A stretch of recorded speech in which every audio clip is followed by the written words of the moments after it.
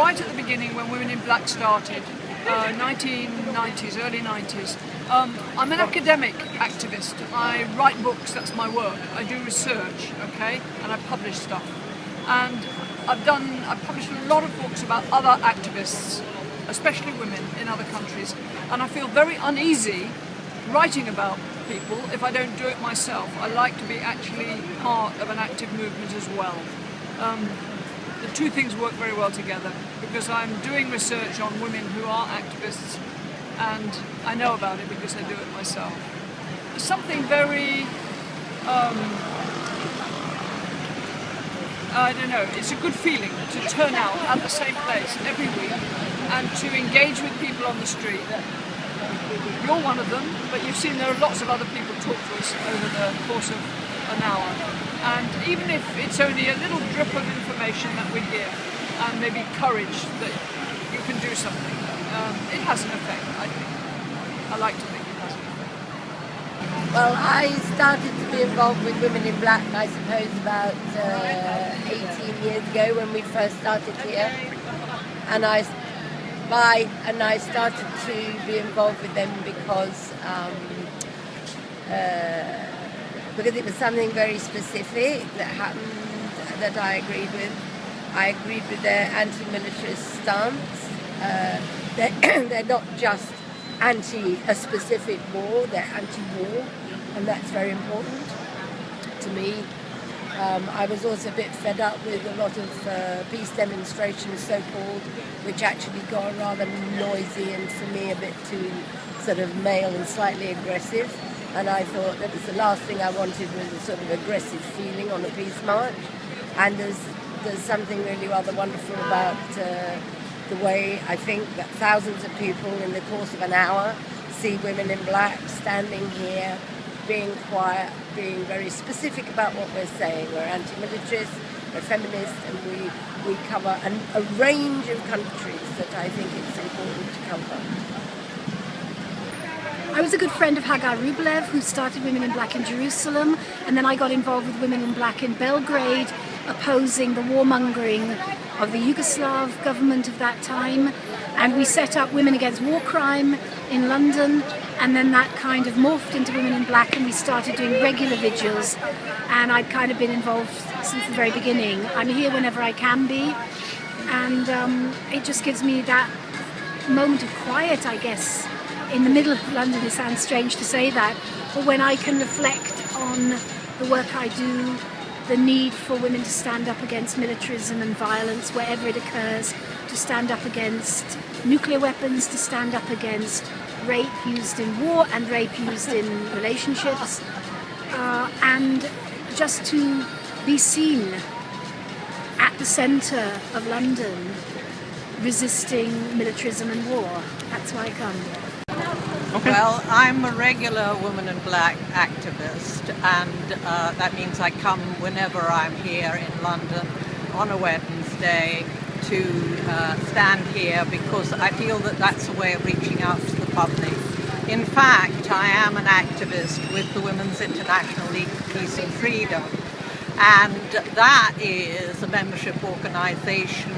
A lot of the work one does there is related to organising the organisation and branches and writing letters to people in power, and it's very important because it's an international organisation. It's been going for nearly 100 years. It's in nearly 40 countries across the globe, and it has a representation at the United Nations to lobby on issues around peace and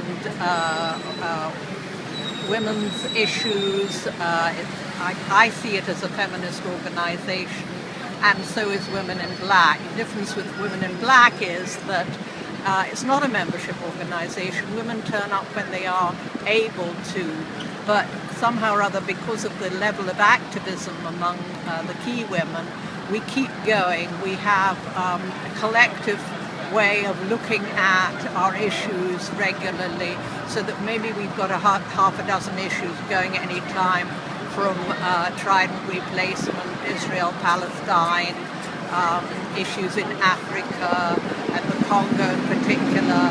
One thing, we're not just a women's organisation, we are actually a feminist organisation. We have a feminist take on militarism and war. And simply it is that gender is a factor in militarism and war. Masculinity, the way it is socially constructed in our society, has got an affinity for weapons and for fighting. There are no two ways about it. And until that changes, and it can change, war won't end. So we've got a gender take in here as well. It may not be very obvious, but a lot of what we do is as feminists.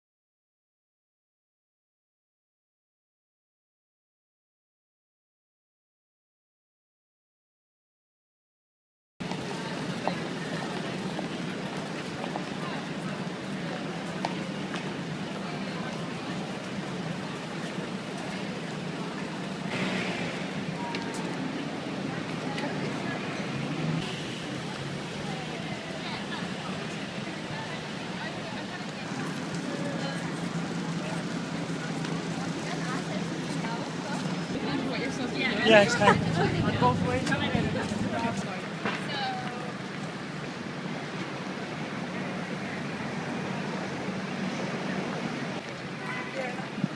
Okay.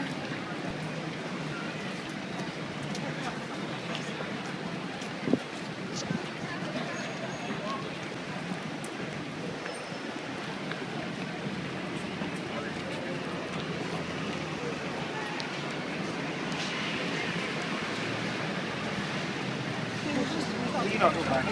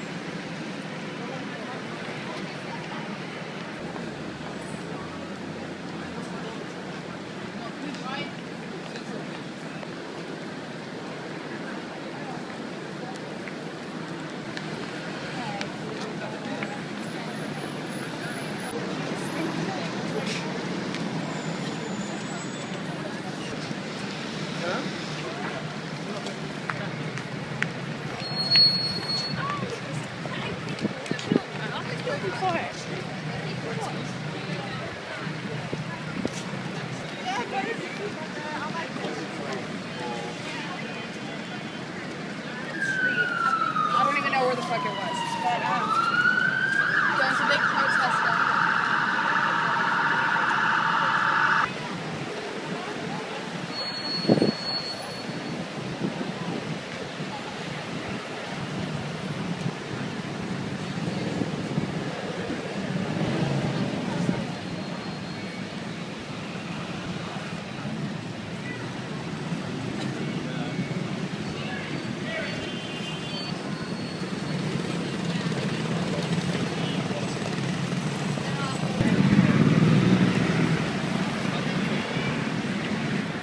It's great to work with.